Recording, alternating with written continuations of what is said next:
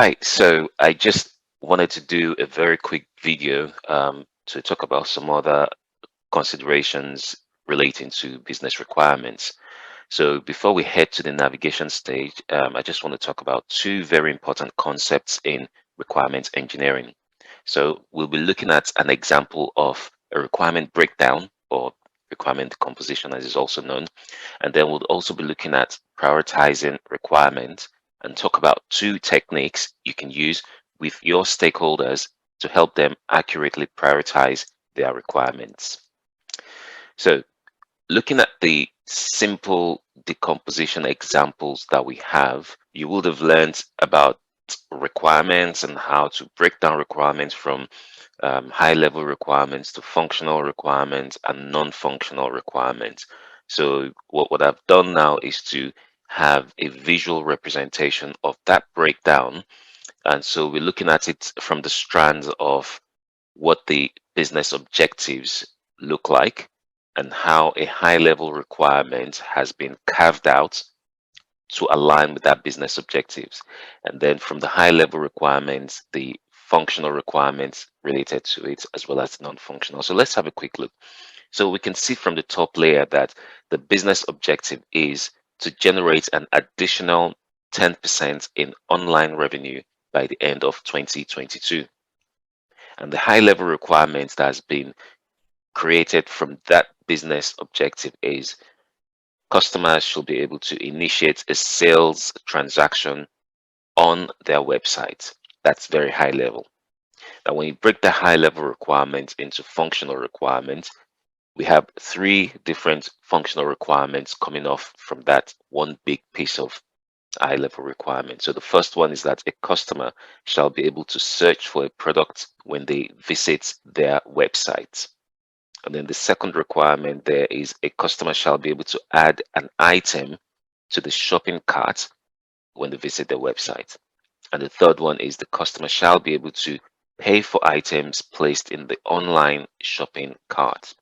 Now, each of these functional requirements also have the associated non-functional requirements. So for example, the first one where the customer is able to search for products when they visit their website, the non-functional requirement there is the search results for products on the website should be displayed within 500 milliseconds. For the second requirement, where the customer is able to add an item to the shopping cart when they visit the website, the non-functional associated with that is the customer should be able to add a maximum of 300 items into their shopping cart. And the final requirements where the customer is able to pay for items placed in the online shopping cart is the system shall comply with the PCI DSS compliance. Okay, so as you can see, we've been able to break down the requirements which emanates from the business objectives. I've been able to break it down from the high level to the functional and to the non-functional. So let's now talk very briefly about the requirement prioritization techniques. To start with, traditionally, requirements are prioritized based on the level of importance assigned to the requirements, and there are different categorization of how you can prioritize requirements. Now, you'll find some organization using high, medium, and low, but these days it's very commonplace to find a lot of organization using something called the Moscow prioritization technique. And so the Moscow prioritization technique is what we're going to be discussing.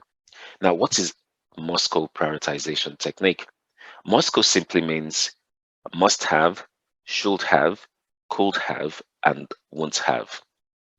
And your must have, or the minimum usable subset, are features that must be included before the product can be launched. Some of the common guidelines for must-haves are: first, you cannot deliver on target date without that data. Second, it's not legal to launch that product without that requirement. And then maybe third, it's unsafe without the requirement. And finally, the business might be unable to deliver the business case without that particular requirement. So when you put all these considerations into place, and you help your stakeholders to understand the importance of must-have, such as you can't deliver within the target date, it's not legal, it's unsafe, and you can't achieve the business case without that particular requirement, then you help them to justify why that particular requirement should be a must-have. Should have or should haves are features that are not critical for the launch, but are considered to be very important and of high value to the user. So you think about things about the feature itself is important, but not exactly vital. And the solution would always be viable without that requirement. And there could perhaps be a workaround available for that particular requirement. So it's not the end of the world. It's important, but it's not the end of the world if you don't have that requirement. Then the could haves are features that are nice to have, like a wish list, and could potentially be included without incurring too much effort or cost. So it's something that is considered to be wanted or desirable, but less important than the should haves. And a workaround is available for the requirements as well. And there is less impact if you don't do it. There's the overall impact of not having it is almost insignificant. One thing to keep in mind is that should have and could have can be differentiated by the relativity of importance. The ones that have higher business impact are categorized under the should haves. Would or wouldn't have, on the other hand, are features that have been requested but are explicitly excluded from scope for the planned duration. And that may be that we want to include it in scope for future phases of the development. Or perhaps you've done further analysis and you found out that even though it's something, a requirement that has been provided, realistically, the business can do without it and nothing will be felt. So that is how you consider what requirements should be prioritized as a must have, or a should have, or a could have, or a won't have. So let's look at another way of helping your stakeholders categorize requirements.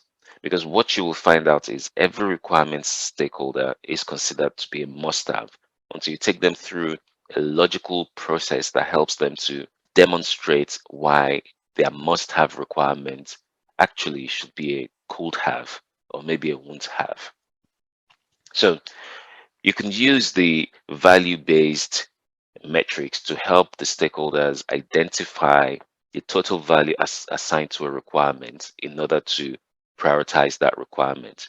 So how does that work? First, you want to be able to list the requirements, and then you want to be able to estimate the benefits and penalty for each of the requirements. So using a scale of 1 to 9, you can say where 1 is low and 9 is high, you can say what is the benefit of having the requirements on a scale of 1 to 9.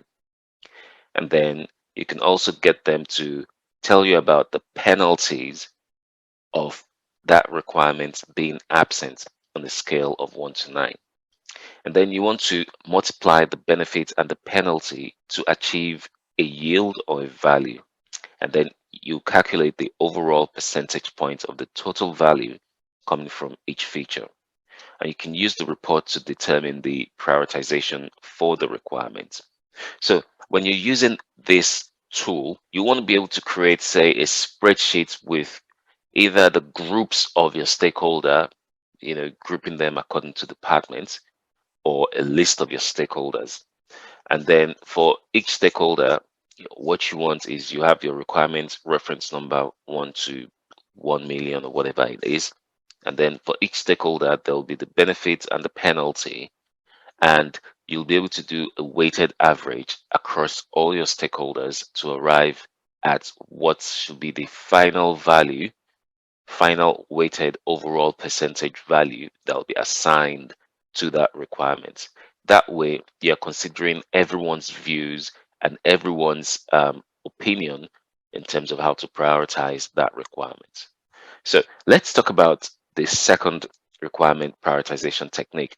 Now, this is a simple method and it's useful anywhere you have multiple stakeholders who need to democratically vote on which requirements are most important to them. Remember, all stakeholders' requirements are considered to be must-have until you get them to justify why the requirement should not be a must-have. So all stakeholders will get a conceptual £100 spending money, which they can distribute among each of the requirements as they deem fit. As such, the stakeholders may choose to give all the £100 to a single requirement or distribute the money as they deem fit, either equally across all the requirements or say 50p in one place and £2 in another place. It's their choice.